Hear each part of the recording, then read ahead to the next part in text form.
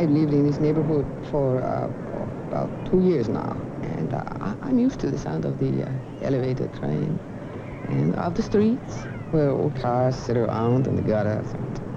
And in the vacant lots, the kids play. Some people might think it's colorful, you know? But when you live here, you call it something else. Because poorness doesn't look good, or smell good, or feel good. Especially not when you're sick. Not when your body hurt, and you want to make it well. It took a while, but we've got a good answer to sickness in this part of New York. It's part of a new idea that's going on in other cities, too, you know? All over the country. Here in the Bronx, we call it the Montefiore Neighborhood Health Center, where people from my neighborhood can come to have their sickness treated and their hurt made well. You are entering a new world of health care. It draws upon the same science and uses the same instruments and equipment that health services traditionally do, but yet in its philosophy and its practice, it is different in some startling and significant ways. Here in New York's Montefiore Neighborhood Health Center, and in its counterparts in other American cities and towns, this concept of care has profoundly affected both the health professional and the patient. Senor Gallardo there never had a doctor before. At least not one who knew his name and his medical history. Have you had much swelling in your legs? Yeah, I used to swell up my legs. On anyway to church. Before I got to the church, child, I was hurting so bad I'd turn around and come back 2-3 times. Mrs. Skinner's getting on in years, and it never entered her mind that she'd be getting so much interested attention in a place devoted to medical care. So saying don't kill me, I don't cry. You know, have something to do with your heart. Mrs. Hitchcock complains about a lot of things, but she never thought complaining about her medical care would make a difference. But it is. So I took the pills, but every time I'd take the pills, instead of my arm stop hurting, it would hurt, and then my chest would hurt. Talk about. And just a few short months ago, it certainly never occurred to many of these people that they'd be helping shape the entire way in which their neighborhood's health care was to be offered. But they are, and the medical people are listening. This is the story of a new kind of comprehensive health care, and the way it is being offered in 36 American cities and towns. It is the story of a unique and creative approach to the health needs of its consumers, which goes where they are, listens when they talk, answers when they question, and perhaps most important of all, accepts their advice on how it can best serve their needs.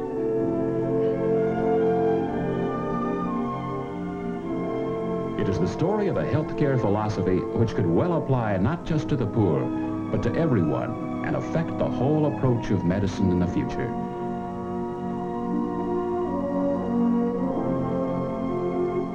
Right now, hundreds of thousands of Americans are utilizing it every day through their neighborhood health center.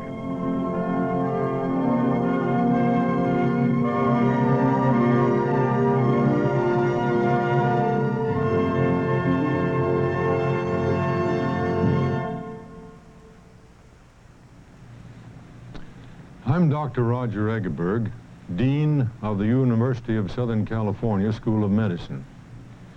This film describes new ways of providing health care for the poor, whether they live in the country or the city, by means of neighborhood health centers.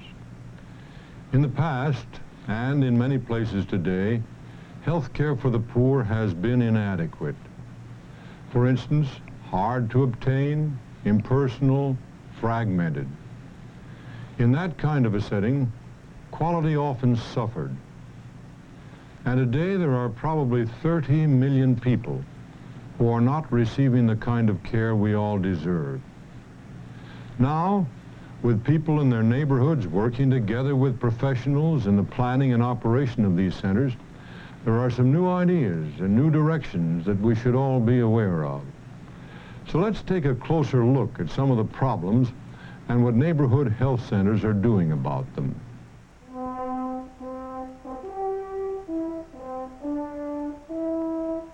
If you're poor, poverty poor, and you live in places like these, sickness can be a lifelong blight, a kind of vicious circle described by the physician who said, "The sick get poorer and the poor get sicker." If you're poor and sick, there are some mighty discouraging barriers between you and good medical care. Barriers like transportation.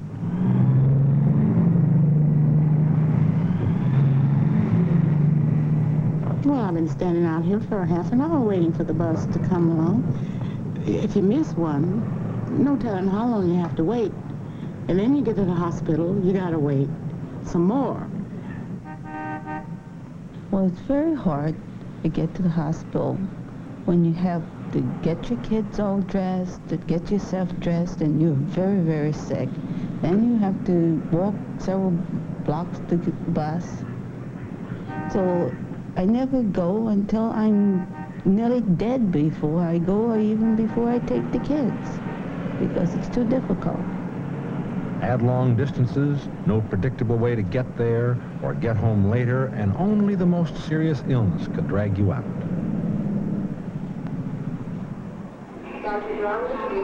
And once you were there, what then?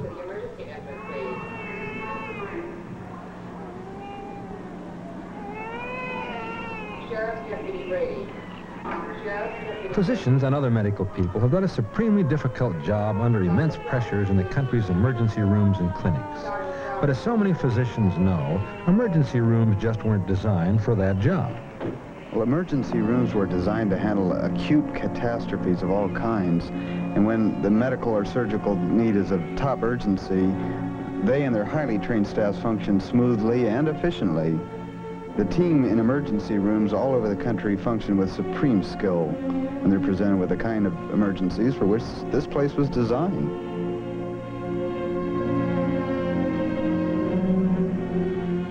But the role of the emergency room has changed over the years, and now people bring routine problems here. If you had to take 3 buses to get here, or a $10 taxi ride, you're very likely to wait until you're really sick, or $10 sick, as they used to say in Watts. Unfortunately, being $10 sick often meant not getting well very fast, as Dr. Eggerberg knows so well. Underlying all of this is the inescapable fact that there are hardly enough doctors to go around as medicine is now practiced in this country.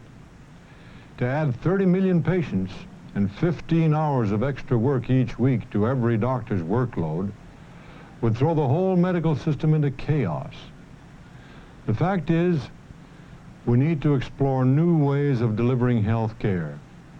Health care to everybody, not just the poor, and this means using as many people as we can to extend the hands of the doctors, something that is being tried in the neighborhood health centers. The health problems that plague the city ghettos, the migrant camps, the poor wherever they were, concerned physicians and health professionals all over the country, and exploration for creative solutions was top priority. And with the help of the Office of Economic Opportunity, the search became known as the Health Right Programs. And so it began. In the city ghettos and country towns, something was happening. Members of the health professions, working closely with the OEO, had begun to implement the idea of community medicine in action. The idea was to deliver high-quality, accessible, comprehensive, one-door care where the whole family's health needs could be met. They called it the Neighborhood Health Center.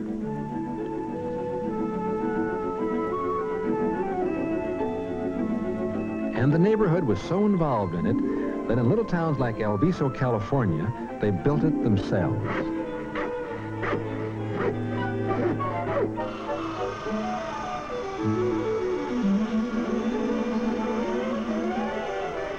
There's more than just hammer and saw participation here.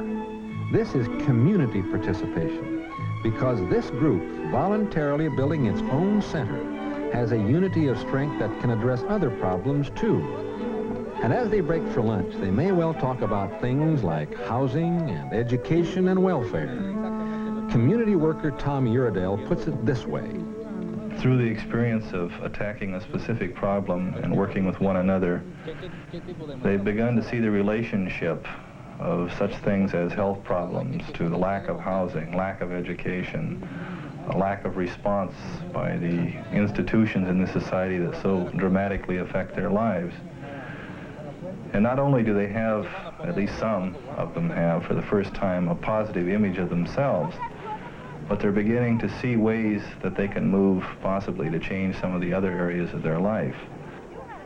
So, with the vigorous and necessary help of community workers like Tom Uredale, the medically deprived people of communities like El Viso were helping themselves. A health center in this neighborhood? That's right. And it wasn't even faintly going to resemble a chilly, impersonal hospital emergency room. This was going to be accessible care. And if they had anything to say about it, it was going to be given in the best-looking building in town. The centers didn't have to be magnificent or even elaborate to begin with. San Francisco's first quarters were in house trailers, drawn up around this attractive courtyard. But they did have to be convenient and comfortable and easy of access, with pleasant waiting rooms in which neighborhood people would feel welcome and at home. Poor people aren't so far outside the mainstream of medical care that they don't want what other people want. Perhaps most significantly, they want what health professionals themselves want. They want private offices. All right, now you tell me, is this comfortable? Yeah. Has you got any cough? They want quiet examining rooms. Open it wide. Okay. They want comfortable conference areas where a warm and lasting relationship can be established between health professionals and patients. Buenas tardes, señor Alvarado. Buenas tardes, doctor. Yo soy el doctor Consiglieri, voy a ser su obstetra con el cuidado prenatal. I find that in this doctor-patient relationship, we are able to establish more than just the ordinary doctor-patient relationship, but rather that of a friendship in which we're not interested only in the pregnancy, but on the whole family. And I feel that centers such as this should not be only interested in providing health care, but also in raising the standard of living and giving hope for future generations to come. You see, a fundamental and most important concept of the health center is to offer patients family care medical service through an approach with tremendous implications for the whole medical field. It's called team medicine, and it's offered by a highly organized group whose members respond to patient needs, both medical and social. The typical health team is made up of physicians, usually an internist and pediatrician, though frequently including an obstetrician too, a dentist, a public health nurse, and one or more new health specialists called family health workers. When a family registers at the center, it is assigned to a health team which will be responsible for all of its health needs. So it's possible for an entire family to come in at once, and each member be seen by the appropriate person on their team. In order to protect your... Oh, boy. A couple cavities. Wow. Yeah, put your tongue back, honey. It's the teeth that's growing. And an extra tooth, right. And while his father is getting attention just down the hall, young Spanky is getting his pediatric workup. As a member of the team, the pediatrician has the unique opportunity to use his pediatric training to best advantage. He doesn't wind up spending half of his time as a clerk or a record taker or social worker or as a nurse or receptionist. All of the members of the team contribute as co-equals with their own specialized area of expertise. In my particular case, I've found over the months that more and more I have learned to rely upon the other members of the team to do their part of the job, and so I've had more time to concentrate on what I can do best to help the entire family and the patient in their total medical care. Then let me know and I'll get the social worker to talk to you and maybe give you some help, because he's at a pretty rough age right now without a diet, and the diet may be a little bit too much for him to handle. I think, as far as I can see from this picture, that the left... For the team's physicians, many centers offer the convenient advantage of in-center specialist consultants. Specialists like this gynecologist at the Montefiore Center, who is available to consult on specific patient problems, or to refer a patient to if circumstances require. When have you had your last period? I went the 12th of last month. 12th of last month. Have they been always regular, your periods? Yes. And how long do they last usually? 5 days. From what Psychiatric consultations are also possible in the New York Center, and team physicians take full advantage of the opportunity to talk over specific case problems. Reinforce this connection. Bite and swallow. That's right, honey.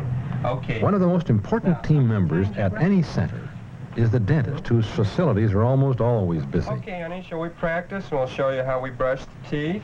Here at the center, dental care is an important aspect of family health care. Our main consideration, of course, is clinical dentistry.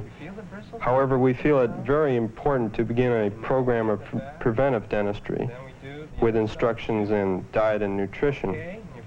We begin our preventive dentistry program with the basics, and that is instruction in home hygiene and home care. Our assistants here are trained to continue the program by further instructing the families and the children, especially upon each visit. Hold the tooth first and do it yourself. Okay? Put it up, then down, up, down. For incentive, your own toothbrush with your own name on it. Jose, there you are. Now take your toothbrush, Jose, and take it home with you. While the family health team makes maximum use of physicians and dentists, each team also draws upon the nurse with public health skills, who knows and is known by her patients in a very special way. This mother and I have built up a tremendous relationship. I know her family. I've been to her home. She knows the doctors and the family health workers. We're her team, hers alone. I mean, it's people saying, you're that special to us. You know, we're your special team, and we're interested in you not only in terms of the medical aspects, but how are your children doing in school? Ms. Thompson today is going to tell us how to take an oral temperature while you're doing it. We said that it was fundamental to center philosophy to involve people from the neighborhood in creative new health roles. And certainly one of the most creative is the idea of the family health worker.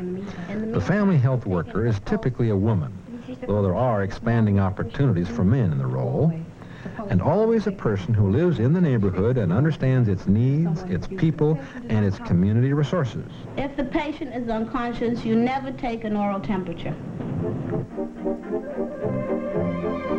When they learn such health skills as care of the bedfast, checking vital signs, first aid, and elements of anatomy, and pass some rigorous examinations to demonstrate their knowledge, these family health workers are integrated into the functioning health care team.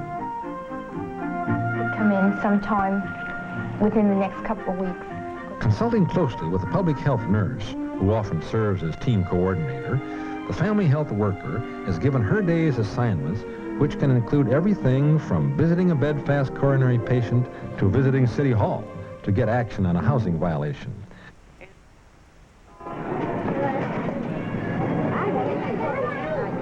For family health workers like Raquel Martinez in New York's Bronx, patient care often begins by visiting in the home, apartment, or tenement.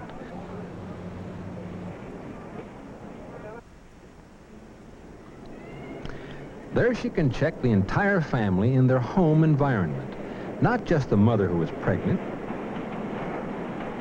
but also the children, for whom she may well suggest things like diet changes or better oral hygiene. At periodic intervals, the family health worker makes an appointment for the family at the center. Here in Health Unit number 3, this patient and her children will be given all of the medical attention they require. For the mother, that means the obstetrician.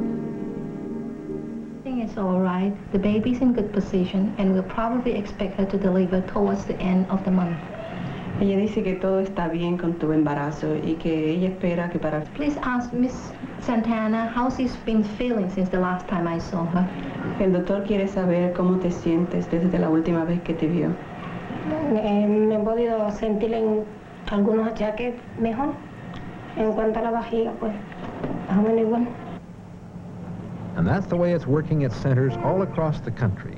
Team medicine, with the family health worker bringing the doctor what he's lost, the ability to see patients in the context of their home and family, and what he never had, a cultural bridge into the community. Mr. Belfont, I understand that you're walking now. Listen again as the family health worker responds to the needs of a patient who happens also to be a neighbor and a friend. It catches me right in, you know, right in there. Then it goes right on around, right on up under my rib, come right on up it's right to the thick part of my shoulder. I don't like to go to doctors too much. So I've never been no sickly person in my life. And I've come to this clinic more than I've ever went to a doctor in my life. You done gained some.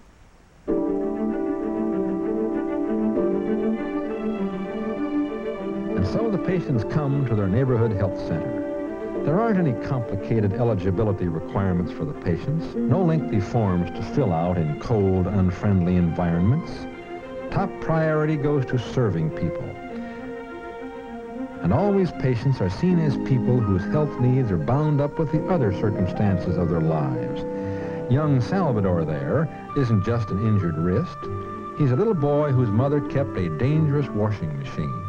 And one of the first things the center did was to send someone out to his house to share some safety techniques.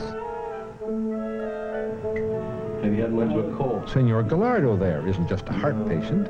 His doctor knows that he's the head of a large family, and it's important for him to have an income-producing job, a factor which will be taken into account in his treatment. Sometimes, not all the time, just sometimes.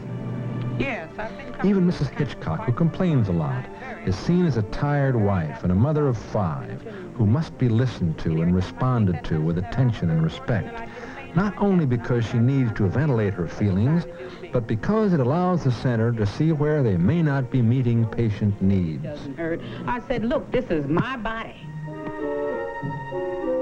So they listen to their patients both in the center and on the job. If a man can't get off work to come to the center, a center worker will go to him, even in the middle of a plowed tomato field. Can we help you with your family's health problems? That's what they want to know.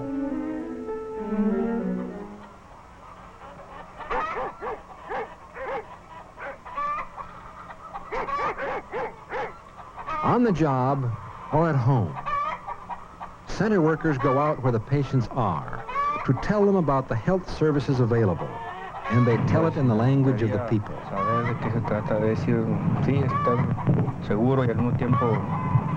Si no me quería hacer alguna pregunta sobre también. Sí, todos han estado bien hasta ahora. Hasta ahora, bueno. Sabe que vamos, entonces sí arreglamos la clase para cuidar a los niños, para darles primeros auxilios, para...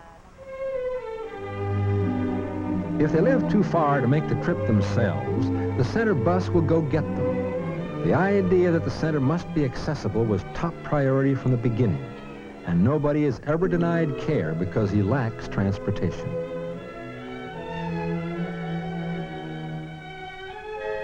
Accessible medicine? It's as accessible as your own backyard to this elderly couple in King City, California. Yes, they could come into the center for treatment, but old Mrs. Bonatti has always had a fear of hospitals, and injections under your own grape arbor aren't anywhere near as threatening. Outreach? Bringing medicine to the consumer, to the community, academic words to describe what really goes on in the Bonatti's backyard. And their appreciation takes a form sanctioned by tradition. Call it corny at your peril. This gift is given with sincerity and gratitude, and it's received the same way. You know, things that's good and worthwhile. From the outset, the health center idea was based on the concept of community participation, that residents in the center's neighborhood cared about the kind of service they would have, and that they must have an influential voice in determining the way in which care was delivered. For center directors like Dr. Rodney Powell and his staff in Watts, community involvement means working with his health council, a management group made up of concerned community members selected by their neighbors. We had an opportunity to work in clinics, and many of them, we know that. Mrs. Moore, I think one of the biggest problems is the lack of understanding what the team really means, and the person plays the key role has not had the kind of training that I think you've prescribed for him initially, and that's the neighborhood health agent. These are people who are serving in that interpretive, communicative advocacy role back to the teams, and no one pays any attention to him. He's still not accepted. The doctors regard him as someone less than a professional, and the people such as the social workers and the public health nurses still haven't accepted his role. That's because he's dealing from a position of no power. What do you mean by that? That he's dealing from a powerless position, and that's why he's not recognized. Well, that's the conflict. Let me identify it right here. The conflict is that we can get people in who can do this. In my experience, the Community Health Council is one of the vital channels of communication that serves our center. You just can't get to the heart of things by using statistical surveys. You've got to get the community itself to identify its health needs and wants. The consumer input is absolutely essential, and it must be in the context of full partnership. We get consumer participation from the patients themselves, the employees at the center who are community residents, and most significantly, the community residents who are members of the Community Health Council, the board of directors who set program policy for the center. A doctor's supposed to be able to make contact with anybody regardless to the level of the person. At the same time, The implications for the future of this new kind of health care are complicated and intriguing. In all of their activities, whether medical, dental, pharmaceutical consultation, or laboratory, the centers work with a medical institution in their area, usually a medical school, teaching hospital, public health department, or established group practice. A new way to deliver health care? Yes. In a great many important ways, it is. And here in these centers, with their ties to the communities they serve, they are training neighborhood people to take their part in it. The training programs include not only dental assistants, family health workers, laboratory technicians, x-ray technologists, and other health specialists, but also key punch operators, switchboard operators, record specialists, and secretaries. When their training is complete, these people will be equipped to fill needs at the center itself, or go out into their community and work in other facilities. By creating new wage earners, the neighborhood health centers are helping develop the financial health of the community as well as its physical health. It's new, and it's challenging, and it's frustrating too, because the problems aren't all solved yet by any means. There are still patients whose needs aren't being entirely satisfied, still health workers not entirely at home with this new concept of care. The system is evolutionary, and in its evolving, it is inevitably confronting tough and complicated issues, such as recruitment and changing professional roles and others. But the neighborhood health center idea is well launched, and its implications are far-reaching. As a flexible system which emphasizes full involvement of the consumer himself, the health center principle may well be useful not just as medicine for the poor, but for medicine as a whole. Dr. Hyde. Dr. Hyde. In King City, California, where the Southern Monterey County Medical Group operates the center, Dr. Len Hughes Andrus and his colleagues have successfully proved that private group practice can work closely with government agencies to fill gaps in health care with new services and manpower.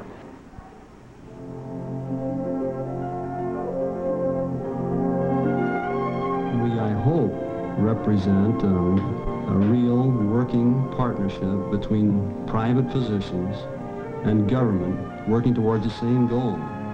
And so far, we've had excellent relations with Washington, and we've had a real thrilling experience of bringing better medical care to people who never before have had adequate medical care in their lives.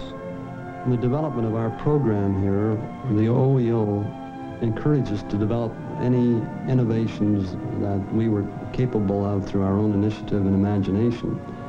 And I feel that if this grant ended tomorrow, that we would never go back to practicing medicine exactly the same as we did prior to the grant, even with our private patients, because we've learned techniques and used techniques of delivering medical care that have changed our entire pattern of practice for the better, I'm convinced. It's a beginning, and while it's far from perfect, it's light years away from what was there before. This family health worker is an expert on that. You have to live in this neighborhood. You have to really be here to know what it was like before. And what a wonderful thing now has happened for the people's health. The center has not solved all the problems of schools and houses and trashy sidewalks. But for my friends and my neighbors and all the people who live here, to them this center is a very great thing. And talking for me, it is a great thing too.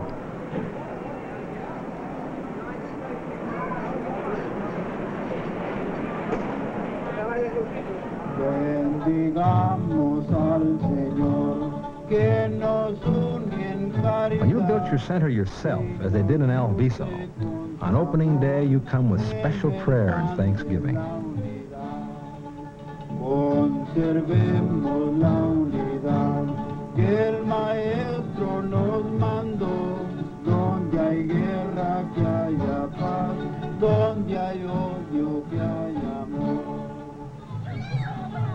Opening day, the beginning of something important. From this day, the people of Alviso will have a health center of their own. And it is their own, in the special way that anything you build yourself belongs to you. Community action? This entire health center is evidence that there is such a thing, and that it can work. Perhaps it's more visible here in Alviso than in some other areas where the ideal may be more difficult to obtain, but it can be done because they did it. So, in future days, when they come here to have their sickness treated and their hurts made well, you can understand it if they feel very much at home. That's part of what it means to have a center.